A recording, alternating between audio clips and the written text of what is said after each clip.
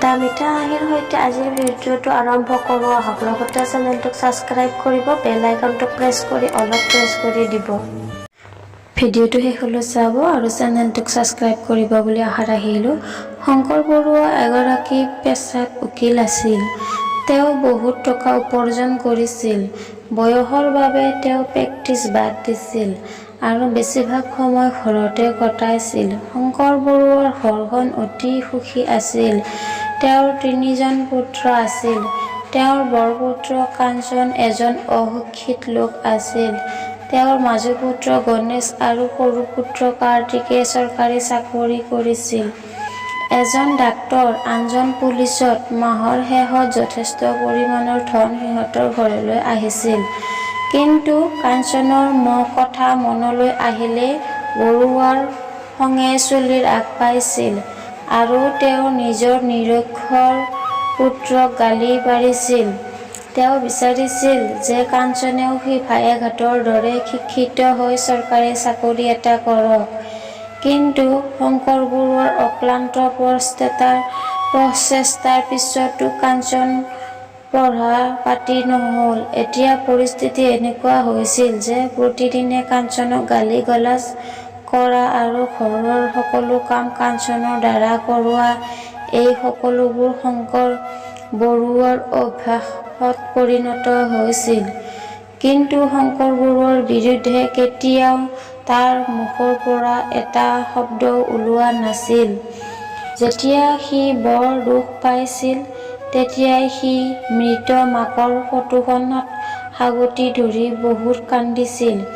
এদিন কাঞ্চনৰ বন্ধু এজনে পুলিচত নতুনকৈ চাকৰি পোৱাত বন্ধুজনে দেউতাকে সিহঁতৰ ঘৰলৈ মিঠাই লৈ আহিছিল। তেওঁৰ নাম আছিল শম্ভু। তেতিয়া কাঞ্চনো তাত আছিল।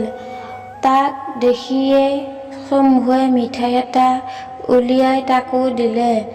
বন্ধুৰ চাকৰিৰ কথা শুনি কাঞ্চন বহুত আনন্দত জঁপিয়াই উঠিল আৰু আনন্দেৰে শম্ভুক সাৱটি সুধিলে, কাকা, মোৰ বন্ধু সঁচাকৈয়ে পুলিচ হৈছে নেকি? তেনেতে শংকৰ বৰুৱাই কাঞ্চনৰ ফালে চালে আৰু লগে লগে সি খৰখেদাকৈ এটা চুকত থিয় হ'ল। শংকৰ বৰুৱাই কাঞ্চনৰ ফালে চাই ক'লে, চা, এজনে পুলিচত যোগদান কৰিছে আৰু আনজনে গৰু চৰাইছে। ইয়াক মই কিমানবাৰ পঢ়িবলৈ কৈছিলোঁ, কিন্তু সি মোৰ কথা নুশুনিলে। এতিয়া ই এই পৃথিৱীৰ বাবে এটি বোজ হৈ থাকিল। ইয়াতকৈ বেছি একো নহয়, বুজিছা?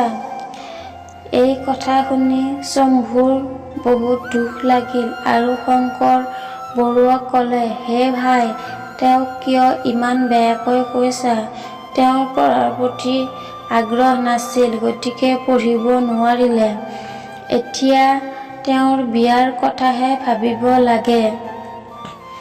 বোৱাৰী আহিলে দুয়ো ঘৰখন চম্ভালিব পাৰিব। শংকৰ বৰুৱাই কাঞ্চনৰ ফালে চাই শম্ভুক ক'লে, ইয়াকনো কোনে কইনা দিব? তাতকৈ সেই ছোৱালীজনীক বিহুৱাই মৰাই ভাল হ'ব। শম্ভুৱে উত্তৰত ক'লে, ছোৱালী কিয় নিদিব? অনুমতি পালে মই ছোৱালীৰ ব্যৱস্থা কৰি দিব পাৰোঁ। শংকৰ বৰুৱাই ক'লে, হেৰা, বহুদিন আগতেই ইয়াৰ বিয়া হৈ গ'লহেঁতেন, কিন্তু আমাৰ ঘৰত নিৰক্ষৰ মানুহক একেবাৰে সহ্য নকৰোঁ আৰু আপুনি ইয়াৰ বাবে চিন্তা কৰা বন্ধ কৰক।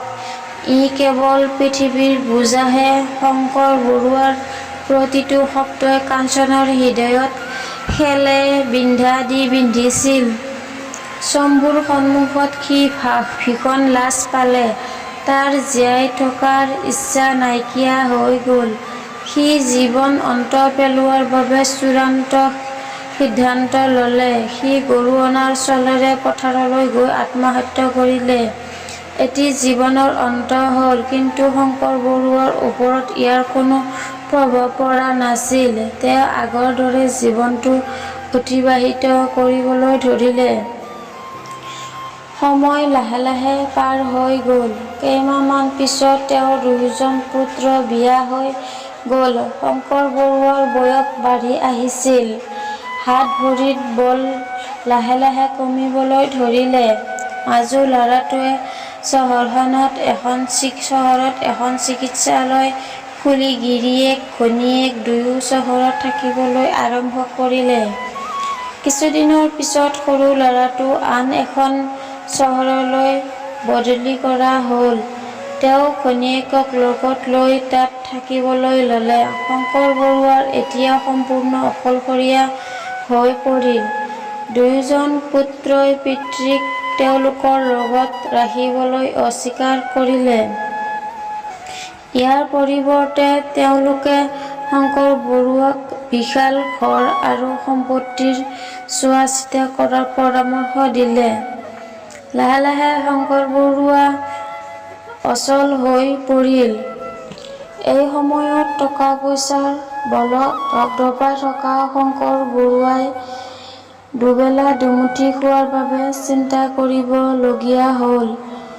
তেওঁক কাঞ্চনৰ স্মৃতিয়ে আমনি কৰিবলৈ ধৰিলে। তেওঁৰ ব্যৱহাৰৰ বাবেই সি আজি আত্মহত্যাৰ পথ বাছি ল'লে। শম্ভুই কোৱাৰ দৰে কাঞ্চনৰ বিয়া পাতি দিলে আজি শংকৰ বৰুৱাই এটি আৰামত সুখী জীৱন কটাব পাৰিলহেঁতেন। কিন্তু তেওঁ কাৰো কথা নুশুনিলে। কাঞ্চনৰ মাথো এটা দোষ আছিল, তেওঁ অশিক্ষিত আছিল। কিন্তু আজি শিক্ষিত পুত্ৰই শংকৰ বৰুৱাক অকলশৰীয়া কৰিলে। কাঞ্চনৰ আত্মহত্যাৰ বাবে শংকৰ বৰুৱাই যে জগৰীয়া, আজি তেওঁ সেই কথা মৰ্মে মৰ্মে উপলব্ধি কৰিলে।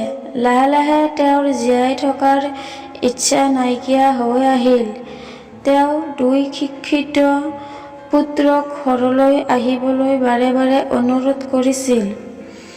যদিও তেওঁৰ অনুৰোধ কোনেও ৰক্ষা নকৰিলে। শংকৰ বৰুৱাই উপায়বিহীন হৈ পৰিল। অৱশেষত তেওঁ আত্মহত্যাৰ পথ বাছি ল'লে।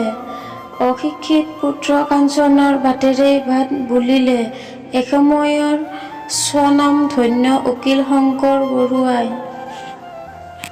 ভিডিঅ'টো চোৱাৰ বাবে আপোনালোক সকলোকে বহুত বহুত ধন্যবাদ থাকিল।